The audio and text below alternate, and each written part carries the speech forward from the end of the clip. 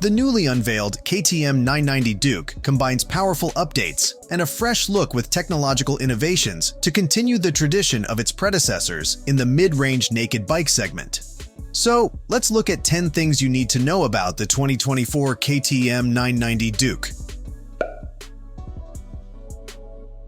The parallel twin KTM LC8C engine has proven itself to be a brilliantly adaptable engine, powering both naked sports bikes and adventure models in the KTM range. For the 990 Duke, both bore and stroke have been increased, giving a 58cc hike over the 890 Duke's engine, bringing the total displacement to 947cc. The primary reason for this is the ever more stringent emission standards which sap power, so manufacturers increase displacement in order to make up for the power loss. The net result is 123 horsepower and 76 pound-feet of torque. More than that, however, there are many new parts inside and outside the engine. New cases, pistons, crankshaft, conrods, and camshaft profiles. More power means more heat to dissipate, so the 990 Duke gets a larger radiator that enables greater airflow and therefore better cooling. The exhaust has been revised with new lambda sensors which give more accurate readings that are sent to the revised engine control unit, which in turn improves fuel efficiency and help flatten the power and torque curves. The airbox is housed inside the lightweight aluminum subframe, keeping things as compact as possible. There are 3 preset riding modes, Rain, Street, and Sport, fitted as standard to the 990 Duke. These modes tailor the cornering ABS and traction control, as well as throttle mapping and wheelie control settings to the characteristics of the individual riding mode. There are also 2 optional modes, Performance and Track, which allow adjustment of the individual parameters. Performance mode is street-focused and allows riders to customize wheelie control, traction control, and throttle settings while maintaining cruise control and KTM Connect, Bluetooth pairing. Meanwhile, the optional track mode converts the dash to a track-focused scheme with a lap timer or telemetry data. The Rain mode softens the throttle response but still allows access to full power. ABS and traction control levels are at their highest. The Street mode sharpens up the throttle response and dials back the ABS and traction control intervention. Lastly, the Sport mode gives the sharpest throttle response and the bare minimum of ABS and traction control intervention.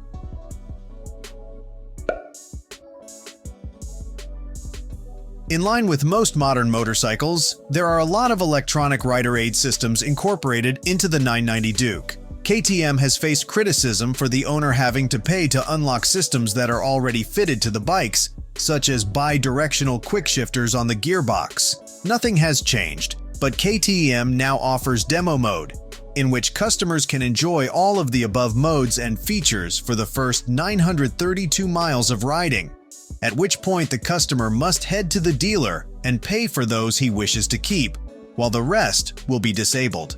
If the new owners know what they want at the time of purchase, they can pay to have them permanently unlocked and bypass the demo mode. The demo mode gives access to the following features: Performance mode, adjustability of traction control intervention and throttle control, anti-wheelie, launch control, and cruise control. The track mode, alternative TFT dash display, ability to turn off wheelie control, launch control, quick shifter plus, cruise control, and anti-slip traction control adjustment. Even though the tubular steel frame is typical KTM, it is an all-new frame, boasting an 8% increase in lateral stiffness and a 5% increase in torsional stiffness. The frame extends down to mount the swing arm inside the frame tubes, further increasing stiffness. The gravity die-cast aluminum swing arm is 3.3 pounds lighter than before, but in contrast to the frame, offers 35% more flex than before, which will improve traction, feedback, and bump absorption when riding on the edge of the tire. The steering head rake is slightly more relaxed, 24.2 degrees, down 0.1 degree, and the wheelbase has been shortened by 1/4 inch. The overall weight is 394 pounds. As you would expect, fully adjustable WP suspension is used on the new 990 Duke with compression and rebound adjustment but not spring preload, which is common with all WP products. A 43mm front fork offers 5.5 inches of travel, and each leg of the fork performs a different function. There's a new forged aluminum triple clamp tuned to match the flex characteristics of the forks. The rear shock has a linear spring rate and preload and rebound damping adjustment. It's not as sophisticated as the suspension adjustment on the 890 Duke R, which makes us think there will be a 990 Duke R on the way.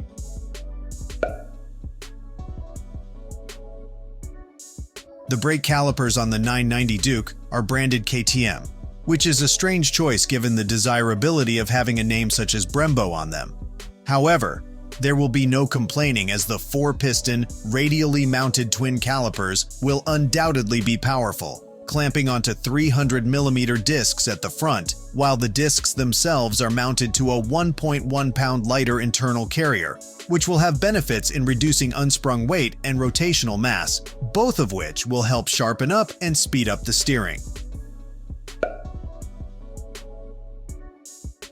KTM Duke models have always been known for their narrow seats where the seat meets the gas tank, and the 990 Duke is no different, which helps with getting the feet comfortably to the ground when stopped. KTM claims the seat to be higher at the front and flatter overall to prevent the rider from sliding forward under heavy braking forces. The handlebars are adjustable in 4 ways to enable the rider to find the perfect reach, although the foot pegs remain fixed in one position. Seat height is 32.4 inches. All the KTM Duke models are distinctly styled, with era-defining sharp edges and angles and a very forward look, and the 990 Duke is no different. It's not exactly pretty, but it keeps perfectly in tune with the rest of the Duke range and looks threatening even at a standstill. All lighting is LED, and there are twin-stacked LED headlights at the front, reminiscent of the new Suzuki GSX-8S overall. It's a chunky look devoid of any aerodynamic add-ons in the name of downforce, which are pretty pointless unless you're riding at full chat, which won't be very often if your riding is confined to the inner city. KTM has not revealed the pricing as yet, but the 990 Duke enters a hotly contested segment, and even though KTM specializes in hot-naked sports bikes, it is certainly not alone. The Triumph Street 77765 RS offers an impeccable chassis with a characterful 3-cylinder engine, while the Suzuki GSX-8S has a similar parallel twin and equally aggressive looks. If you're prepared to concede a bit of engine displacement, the Aprilia Tuono 660 can match the Duke 990 for rider appeal, while the Ducati Monster's 937cc V-twin is something different in this company. From Kawasaki is the Z900 with a 4-cylinder engine, which is both punchy, not something you can always say about Japanese 4-cylinder engines, and smooth. Honda opts for the parallel twin engine design for the CB750 Hornet.